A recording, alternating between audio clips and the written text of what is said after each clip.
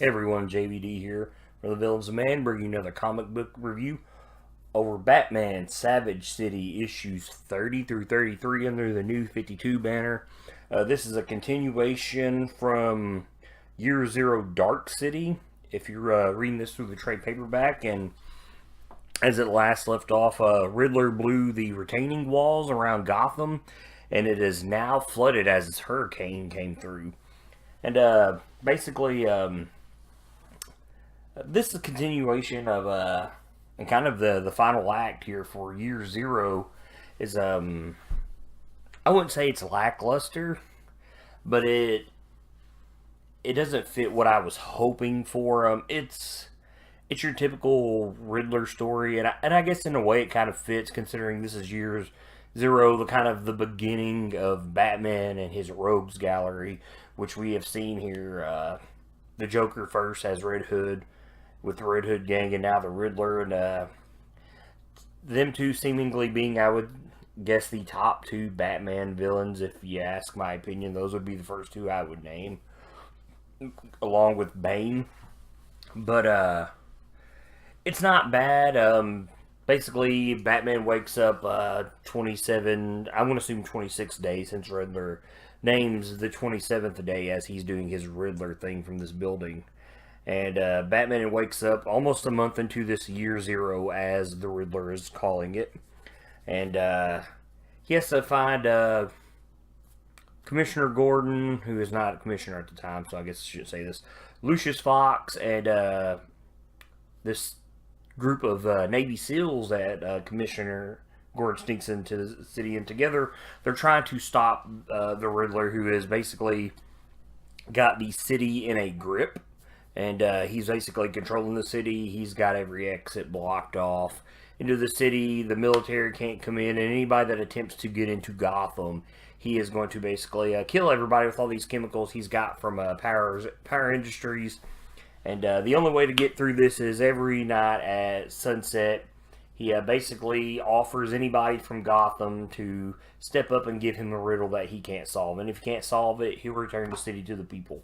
Very Riddler type of thing, and it kind of reminds me of old school Batman in a way, especially if you're a fan of the animated series, which I would think if you're not a fan of Batman the animated series, you're a dumbass. You should. It's probably the greatest cartoon of all time. And it's definitely, as a child, would help me love Batman even more. But overall, it's not lackluster. It's very typical old school Riddler type of stuff, very old school type Batman. So I guess it fits the theme of the New 52 0-year storyline here in Batman. But there's a lot of interesting stuff as I'll start to get into some spoilers here. Basically, with this flood that Riddler's hit throughout Gotham City, he's used some research from Pamela Isley, who you should know to be Poison Ivy, and he's used that to overgrown the central of Gotham City. It's pretty interesting. It almost looks wildlife-like. If you've ever seen I Am Legend with Will Smith, much how New York City has become overgrown due to the vampire outbreak and whatnot. So it's pretty interesting little concept there. And it gives you some insight to another Batman rogue. But basically, due to Duke Thomas, who has saved Batman's life, he can continue the fight here. So it's a good little way to throw in Duke Thomas into the storyline. But anyways, they're trying to pinpoint the Riddler's location in the city, and they're having the fight to do it. And eventually Batman has to go and answer a question. We'll throw the riddle up to the Riddler, while everybody else is trying to find out and pinpoint his location, using what little communications they can that the Riddler hasn't blocked off from the city. And eventually, it works right before there's this missile strike, and you find out that the SEALs are going to send a missile strike to Gotham City to take out the tower that the Riddler is doing these questions from, because they seem to think that is where he's at. We'll come to find out, Batman finds out that there's bombs from the Riddler placed all underneath the tower, and that all of Gotham is under a cave network, and these bombs will blow up all of Gotham and sink it into the bay despite these missiles being what they called basically scalpel missiles, that'll just strike enough to destroy what they're aiming at without causing major damage. So the Riddler is very well of this. Through this whole story, he's got everything covered, and it shows you that technically he has the upper hand on Batman most of the time, and they really kind of show that this is Batman's most dangerous foe on an intelligent level. So they really play this up, and Batman fails at the end, and it also kind of plays into the end of this story. Which after they save the day, I'll kind of get into that. Well, here's one thing, and I should just point this out. There's a point in the book where Batman's recording, and he's hoping that Alfred will wind up getting this. And to quote this from the book, he record and transmit, Alfred, I know you can't hear this, and I doubt you'll ever hear it. But even so, I just wanted to say that you're right about Batman. You always have been. You're right when you said he was meant to be excuse me here. Let me redo all this here. You're right when you said he had to mean something, and then you're right when you said he had to mean something good. And you're right to say that this time he'll likely go down in failure. And they've had this conversation before the communication was cut off, and Alfred tried to tell him he was going to die, and he knew he had to die, and he had to die trying. He had to save everybody. But to continue on, I have failed against the Riddler, Alfred, twice already, and I'll probably fail again. But what I want you to see, what I understand now, at the end, is that maybe there's something in that. Maybe that's what Batman is about. Not winning, not failing, and getting back up, knowing he'll fail 1,000 times, but still won't give up. And I know you'd say to this, fighting a battle you know you can't win, a battle you'll know you'll lose. It's madness. But all I can hope is that, like you said yourself, maybe it's the kind of madness the city rewards. I don't know. I hope we get to argue about it soon. I love you, Alfred. Signing off. So that just shows you Batman is, basically a symbol of hope. And the symbol of hope is meant to, no matter what, no matter how many times you get knocked down, you pick yourself up. Much like the line that you get in Batman vs. Superman movie from Thomas Wayne as he's taking Bruce from the cave. It's really good. It's a really good insight. That's the really good thing about a lot of this 52 stuff is you're getting a lot of background on Bruce Wayne before he was Batman. A lot of stuff that's playing into the molding of Batman.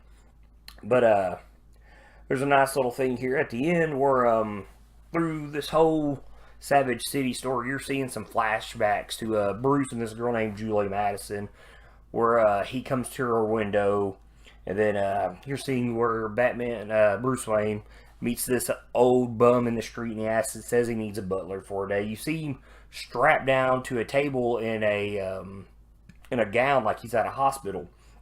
And this all plays out to the end of this book once Batman and them save the day, and it's a month later, and they're trying to get Gotham back on its feet. And I thought this was the best thing about this whole story, is Batman tells Alfred that there was a time that he just wanted to forget everything.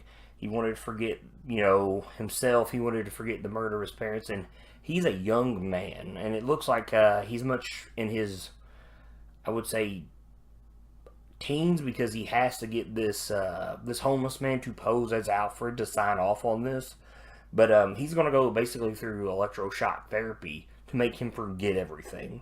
And right at the end, he realizes that he doesn't want to do it.